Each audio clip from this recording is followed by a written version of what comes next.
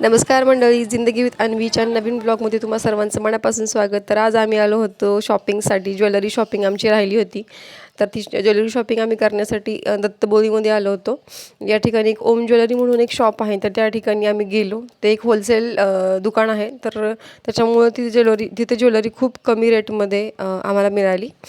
तुम्ही बघू शकता या ठिकाणी सगळ्या प्रकारचे सेट्स होते. जे काही सध्या ट्रेंडिंगला मिनिमल चोकर आहेत, तर ते चोकर, त्याच्यानंतर South Indian jewellery, bridal jewellery, स्टोनची ज्वेलरी, कोल्हापुरी साज, त्याच्यानंतर जे काही चोकर्स आपल्याला आपण बघतो ऑनलाईन, तर ते ऑनलाईन आपल्याला खूप महाग मिळतात, पण इथं ह्या ठिकाणी स्वस्त आहेत. तर तुम्ही एकदा नक्की व्हिजिट करा या शॉपला. या ठिकाणी सगळं साहित्य तुम्हाला अवेलेबल होईल आणि खूप खूप कमी प्राईजमध्ये. तुम्ही एकदा नक्की व्हिजिट करा. कानातल्यांचे पण तुम्ही डिझाईन बघू शकता.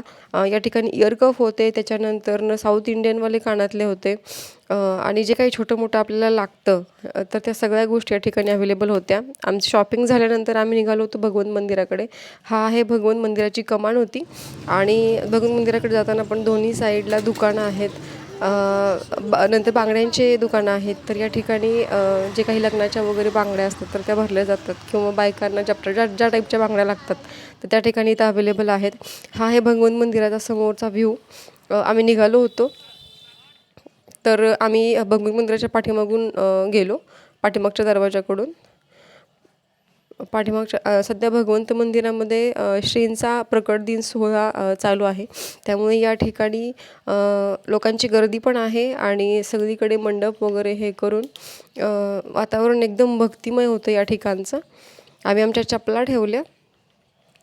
बघा, एकदा दर्शनाला आलेली लोक आहेत, आणि भरपूर लोक होते.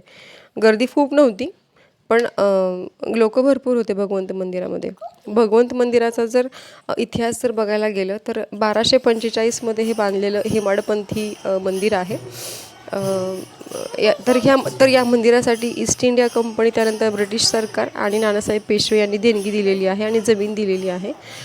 हे भारत देशामधील एकमेव असं मंदिर आहे की ज्या ठिकाणी विष्णू त्या भगवंत रूपामध्ये प्रकट आहेत, आणि त्यांच्या सोबतीला लक्ष्मी माता पण या ठिकाणी आहे. याबद्दल हे बार्शीमधील खूप फेमस मंदिर आहे. या मंदिराचा महिमा असा पण आहे की जेव्हा लोक एकादशीला विठ्ठलाकडे जातात पंढरपूरला दर्शनासाठी, तर द्वादशीला या ठिकाणी येऊन भगवंताचं दर्शन करून ते आपला उपवास सोडतात. तर खूप असं एक युनिक मंदिर आहे.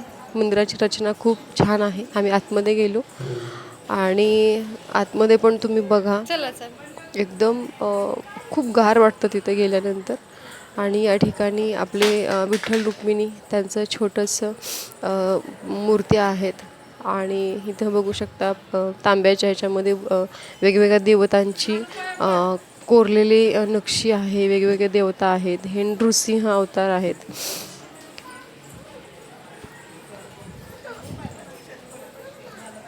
चला चला.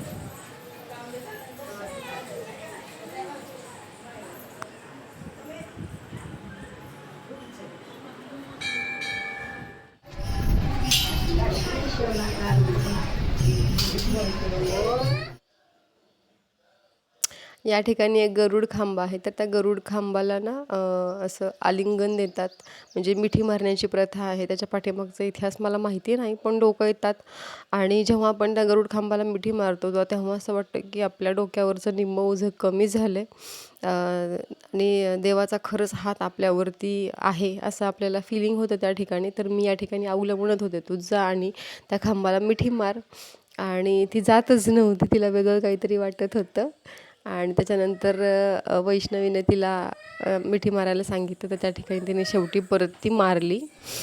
आणि इथं जे काही बाहेरचा सभामंडप होता, तर या ठिकाणी सगळं डेकोरेशन वगैरे केलेलं होतं त्यांनी. आणि शेवटी नंतर जाताना भैयानी आईस्क्रीम घेतलं, शाबूवडा घेतला, आम्ही खाल्ला. त्याच्यामुळं मन आणि पोट दोन्ही शांत झालं, आणि आम्ही निघालो होतो गावाकडे. तरी बघा, आमच्या गावाकडच्या द्राक्षाच्या बागा अशा आहेत. तुम्हाला माझा हाचा ब्लॉग कसा वाटला तुम्ही नक्की सांगा. माझ्या चॅनलला प्लीज लाईक, शेअर आणि सबस्क्राईब करा. धन्यवाद. बाय.